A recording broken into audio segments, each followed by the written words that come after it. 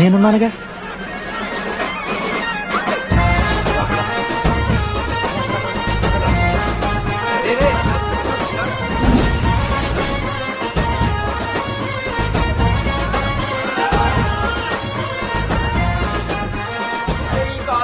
ఏదో ఊరు బయట వస్తే ఒక్క మనిషి లేడు. ఈ పాములు గీములు తిరుగుతున్నాయంటే అమ్మ. హలో, అది నాకు ఫోన్ చేసి దామోదర్. శివ, ఏంది ప్రాబ్లం? డాడీకైతే ఈ ఫోన్. హోమ్ సిక్ అంట బ్రో. వచ్చినప్పటి నుండి ఇదే పంచాయతీ.